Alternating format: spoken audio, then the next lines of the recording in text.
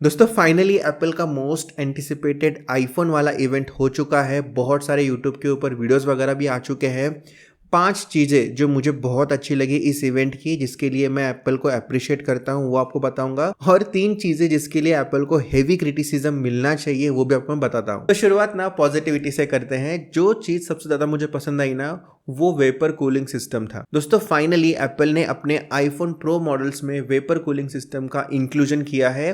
बता दो, एप्पल ने अभी तक ये अपने किसी भी डिवाइस में नहीं किया है, इंक्लूडिंग इनके मैकबुक प्रोज। उसमें भी इन्होंने सादे सिंपल फैन देकर रखे हैं, लेकिन अपने आईफोन प्रो मॉडल्स में ये वेपर कूलिंग सिस्टम यूज कर रहे हैं। और इसी के साथ इन्होंने टाइटेनियम फ्रेम को भी बाय बाय कर दिया है, एल्यूमिनियम का ये यूज कर रहे हैं, जो कि भाई अच्छा ही है। एल्यूमिनियम उतना ज्यादा हीट वगैरह नहीं होता और हीट डेसिपेशन में भी ना उससे हेल्प होती है। दूसरी सबसे अच्छी चीज मुझे ये लगी कि अभी बेस मॉडल में भी आपको प्रो मोशन का डिस्प्ले देखने मिलता है। मतलब 1 हर्ट्ज से लेकर 120 हर्ट्ज का डिस्प्ले आपको बेस मॉडल से ही देखने मिल जाएगा। फाइनली एप्पल को ये चीज़ रियलाइज़ हुआ कि भाई 60 हर्ट्ज वाले जोक्स यूट्यूब और इंस्टाग्राम पे बहुत ज़्यादा वायरल हो गए हैं और अपनी बेइज्जती हो रही है। इससे अच्छा कि ये फीचर दे ही दो।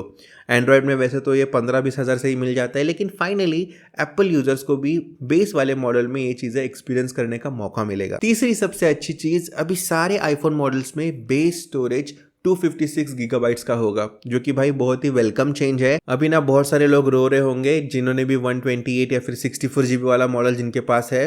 बेस मॉडल से ही आपको 256 जीबी मिलना भाई किसी लग्जरी से कम नहीं है। चौथी चीज जो एप्पल का मुझे जीनियस मूव लगा, वो था उसका फ्रंट कैमरा।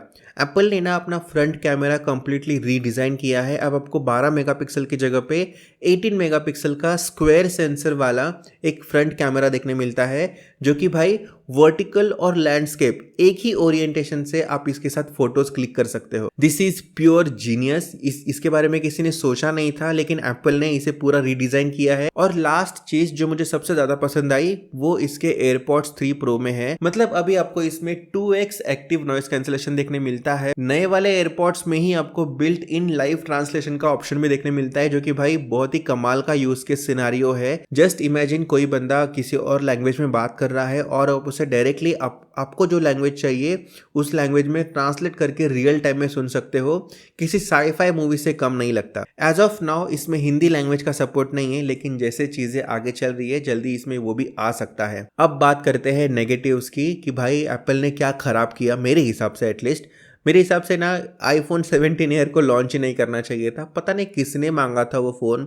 आपने चलो ठीक है, बहुत ही स्लिम फ़ोन बनाया, आप इनोवेटिव करने की कोशिश कर रहे हो, लेकिन वो कैमरा हम्प का क्या करोगे? मतलब स्लिम फ़ोन बनाने के बाद अगर इतना बड़ा आप कैमरा हम्प दोगे तो वो फ़ोन जब आप नीचे रखते हो तो वो वॉबल वगैरह तो होगा ही।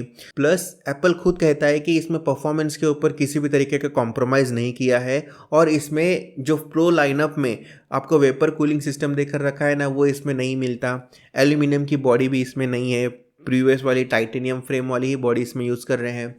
तो अपने ही स्टेटमेंट से ना एप्पल थोड़ा सा कॉन्ट्राडिक्ट कर जाता है, जो कि इस फोन के अराउंड नेगेटिविटी डेफिनेटली क्रिएट करता है। दूसरी सबसे बड़ी नेगेटिविटी मुझे लगी डिज़ाइन को लेकर।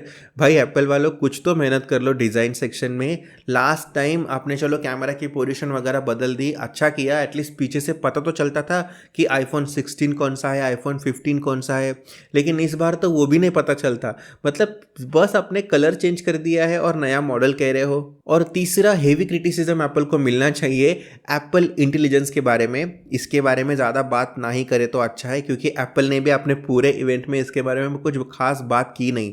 बस वो जो एयरपॉड्स में लाइव ट्रांसलेशन वाला फीचर था ना, वहाँ पे इसका एप्लीकेशन दिखाया। इसके अलावा कहीं पर भी एप्पल इंटेलिजेंस के बारे में एप्पल ने कहीं पर बात ही नहीं करी। दोस्तों ये था मेरा टेक एप्पल के लेटेस्ट इवेंट को लेकर। अब जैसे जैसे टाइम आगे जाएगा वैसे और क्लैरिटी आएगी। अगर मैं चाहता तो भाई पूरा एक इन डेप्थ वीडियो बना सकता था इस पूरे इवेंट को लेकर, लेकिन वही रिपीट चीज़ें करना मुझे उतना सेंसिबल नहीं लगा। जल्दी आपसे मिलता हूँ किसी और नए वीडियो में। Till then bye bye.